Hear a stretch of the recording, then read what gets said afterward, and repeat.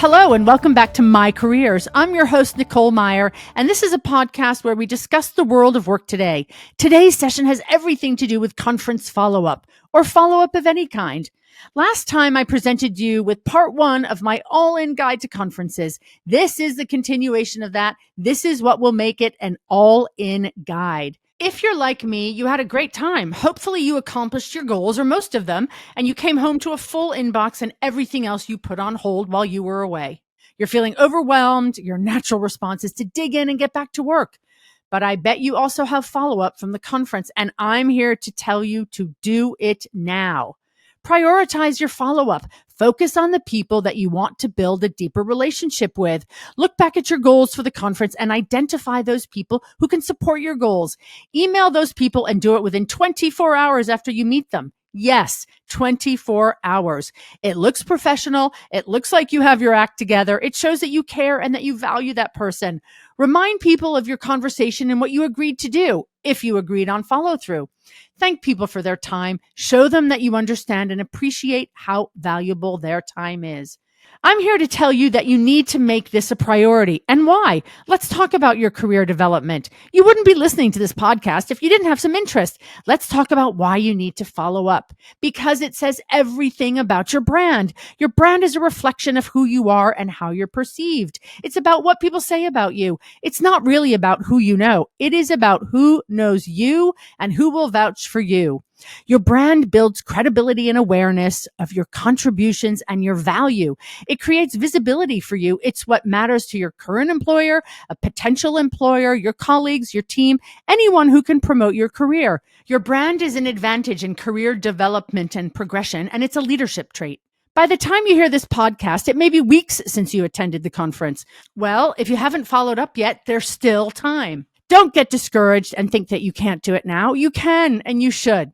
Let's reflect on why you made the connection. Why did you attend that conference? Remember your own personal and professional goals. Don't rob yourself of the opportunity to follow up. I tell listeners that the key to successful networking is the follow-up, following through on what you discussed and committed to. Don't be that person who didn't follow up. That's really bad for your brand. I'm here to tell you that this doesn't take long, but it does take some effort. Follow-up is probably the most important part of networking. It most definitely will harm your brand if you don't, and it will strengthen it a lot if you do. Think of a time when someone followed up with you. I bet you remember that person. Well, it's time for you to be that person. Following up and following through on these things you said you would do reaffirms that you're reliable and trustworthy. Who doesn't want a brand that stands for that? So what is follow-up? It's a note, it's an email, a text, a WhatsApp message, a call.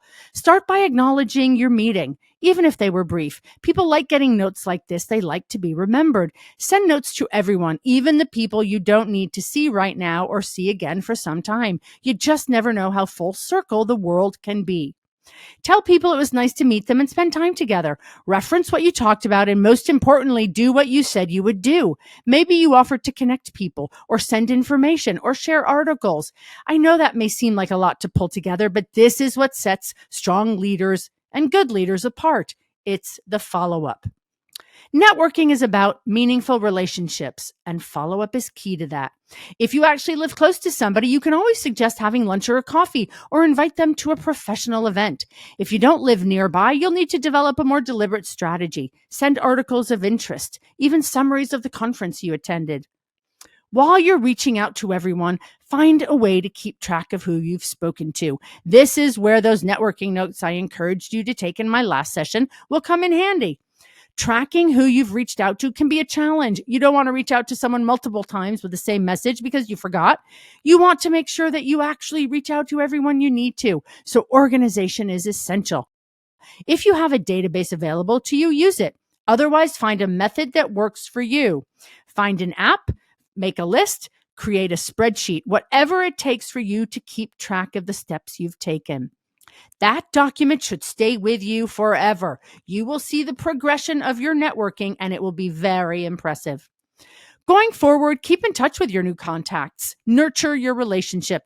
Nurture your network. You will get out of it as much as you put into it.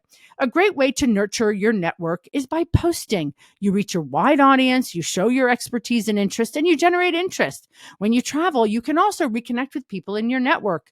Post about your experiences, write a blog, be memorable. Mention people that you've met, tag them with their permission, of course. Show the world that you're engaged. What would you do if you met someone you wanted to stay in touch, yet you did not have any agreed upon follow through?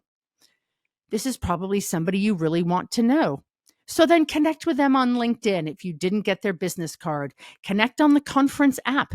Email if you have it. Acknowledge your conversation and let people know that you enjoyed meeting them, you enjoyed their company, and you want to stay in touch. It doesn't have to be anything more than that.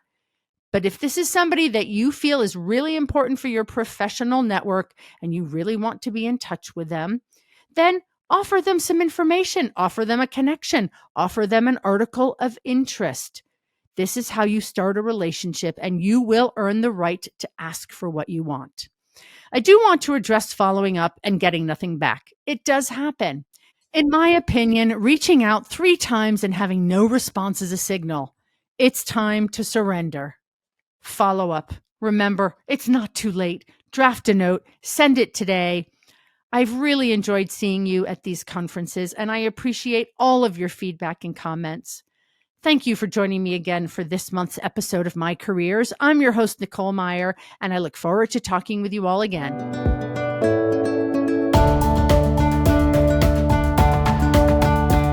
I'd like to address your interests as well. If you have a topic you'd like to talk about, please get in touch at podcasts@meyerpartnership.com or on LinkedIn as Nicole Meyer.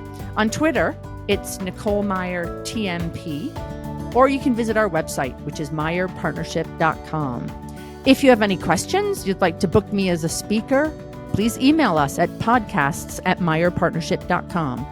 You can find episodes of My Careers on our website, as well as on Spotify, Apple Music, Audible, anywhere you listen to podcasts. Like, subscribe, and listen to advance your career.